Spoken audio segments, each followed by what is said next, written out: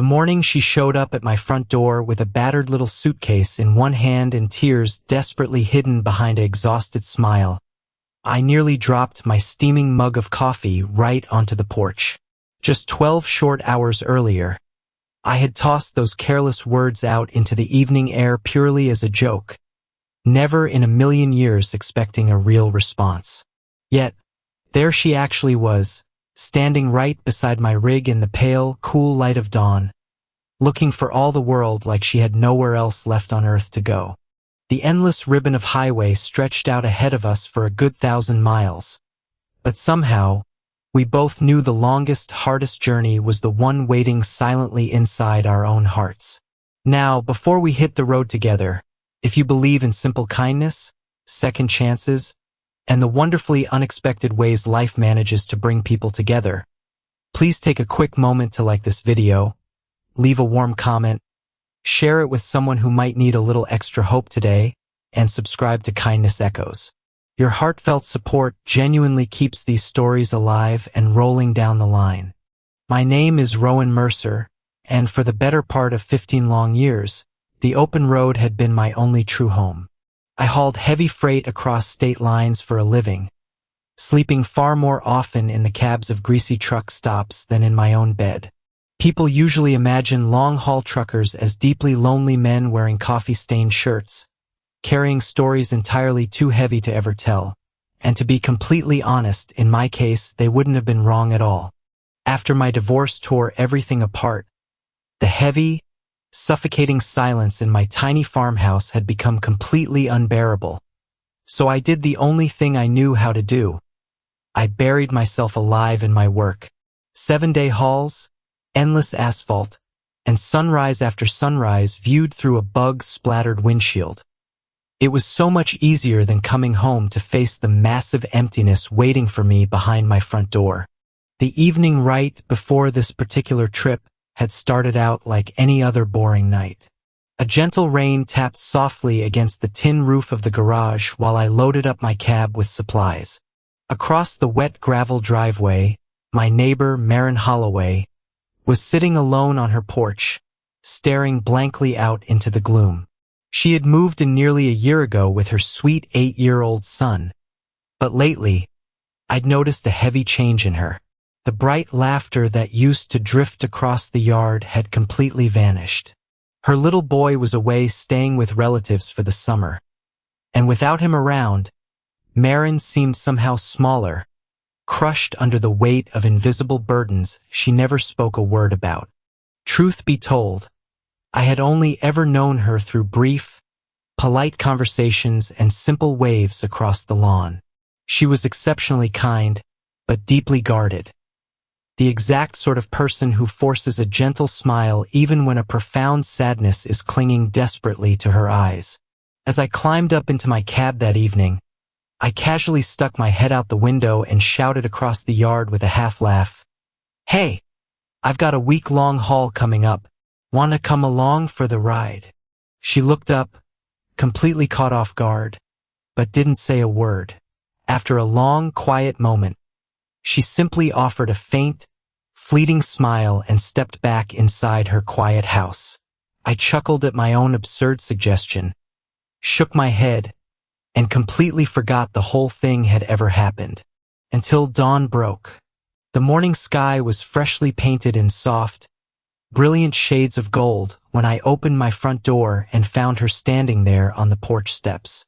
Her single suitcase rested right beside her dusty shoes, and for a few lingering seconds, neither of us said a word. She looked utterly exhausted, as though real sleep had abandoned her weeks ago. Finally, in a soft, trembling voice, she admitted that she just desperately needed to get out of town for a little while. Not forever, just long enough to finally catch her breath again. Her marriage had painfully collapsed months ago. Her savings were rapidly vanishing into thin air, and every single familiar street in our small town had become a painful reminder of promises that had shattered. She confessed she had spent the entire sleepless night pacing her living room, wrestling over whether to accept my careless, offhand invitation. I really should have said no. any sensible, rational man would have. But there was something raw in her eyes that stopped the refusal right in my throat. Maybe it was a reflection of the deep-seated loneliness I recognized so well because it perfectly mirrored my own. Or maybe it was just the sudden, quiet understanding that sometimes in this life, people don't need easy answers or lecture notes. They just desperately need someone willing to sit beside them in the silence. An hour later, the heavy engine was roaring, and we were rolling smoothly down the interstate beneath a bright, sprawling morning sky. I'll admit, that first day was undeniably awkward. The cramped truck cab suddenly felt impossibly small with another soul sitting in the passenger seat. Marin kept nervously apologizing for intruding on my space, while I kept persistently insisting she was actually doing me a massive favor by breaking up the soul-crushing monotony of the drive. Green fields blurred into dense forests, and forests gradually gave way to sprawling, crowded cityscapes. Somewhere between anonymous gas stations and greasy roadside diners, the thick wall of silence between us began to soften and melt away. She softly shared her old, abandoned dream of opening up a cozy neighborhood bookstore. In turn, I confessed that I had once fully intended to quit the trucking life altogether to build a little timber fishing cabin right near the lake where my father had first taught me how to cast a line. Life, we both glumly agreed, has a notoriously cruel habit of completely rearranging a person's best-laid plans. By the second day on the road, our new shared rhythm had settled into something surprisingly comfortable. We quietly watched the soft morning light spill across distant, rolling mountains and shared stories over cups of cheap, scalding gas station coffee. For the first time in many years, I actually found myself taking scenic backroads I usually bypassed, actively pulling over at mountain overlooks and quiet, forgotten places that truly deserved more than just a fleeting 90-mile-an-hour glance. Yet, beneath her soft laughter, something heavy was still deeply troubling Marin. Every evening, when she mistakenly thought I wasn't paying attention, she would stare out the passenger window with unshed tears slowly gathering in her eyes. I never once pushed her to explain. Sometimes, deep pain just needs a little breathing room before it can ever find the right words. On the third afternoon, while we were parked right beside a vast, ocean-like wheat field glowing golden under the warm summer sun, she finally opened up her heart. She tearfully confessed that when her husband walked out, he hadn't just abandoned their marriage, he had completely dumped every single responsibility and debt onto her shoulders.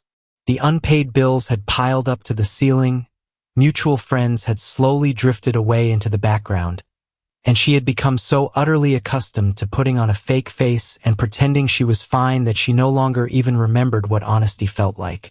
As her voice trembled through the cab, the constant hum of the distant road noise completely faded away. I just sat there and listened, not because I had any magical solutions to fix her broken life, but because I deeply understood the crushing weight of carrying heavy grief all by yourself. Years ago, when my own world had shattered into a million pieces, nobody had ever bothered to ask how I was actually surviving. They had all just casually assumed that time would eventually heal everything. But it never does. Time alone changes nothing. Time simply gives ordinary people the precious chance to heal each other. The rest of our long journey unfolded in a completely different light after that conversation. The endless miles no longer felt cold or empty. We made a point to stop at tiny, sun-drenched diners where sweet elderly waitresses called us dear and sweetheart. We took long walks through sleepy, quiet towns beneath brilliant afternoon skies. We shared belly laughs over terrible motel breakfasts and argued playfully about what terrible music to play on the radio. For a brief, beautiful moment in time, life stopped feeling like a relentless fight for survival and actually felt like living again. And then the storm hit us. On the fifth afternoon, massive, ink-black clouds swallowed the horizon whole. Heavy sheets of rain pounded down onto the highway so fiercely that the entire world outside our windshield vanished. The highway traffic quickly slowed to an agonizing crawl, and eventually, I pulled the heavy rig into a muddy rest stop to wait out the worst of it. Jagged bolts of lightning flashed dramatically across the darkened sky while Marin sat peacefully in the seat beside me. In the dark of that cab, she softly admitted something she had never dared tell a single living soul. Just a few short weeks ago, completely overwhelmed by intense fear and physical exhaustion, she had come terrifyingly close to packing up her car and simply vanishing into the night without telling anyone where she was going. She had fully convinced herself that no one on earth would even notice she was gone.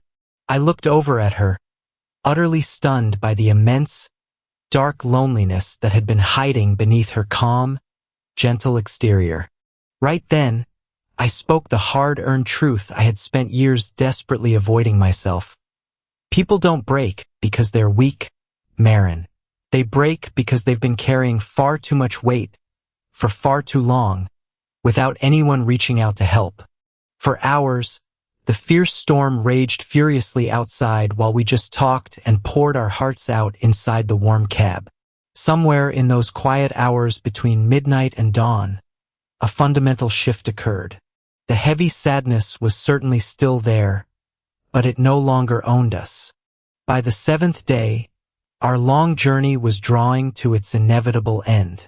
The closer our wheels rolled toward our little town, the quieter the two of us became. There was a silent, unspoken understanding hanging in the air that regular life was waiting to resume its ordinary, demanding rhythm, bringing back the bills, the hard responsibilities, and the terrifyingly difficult choices.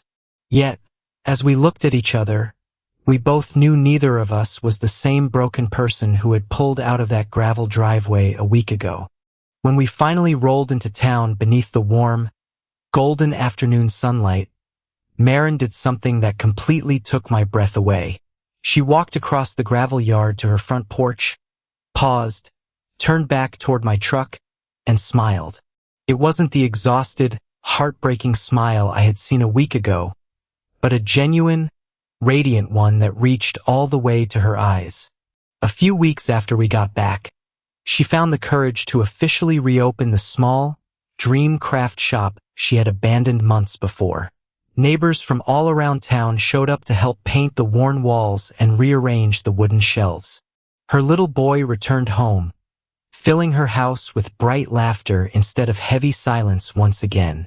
And every now and then, whenever my big rig rumbles down the road heading out for another long haul, she steps out onto the porch and waves, smiling with the quiet, unshakable certainty that the most difficult seasons of life never last forever.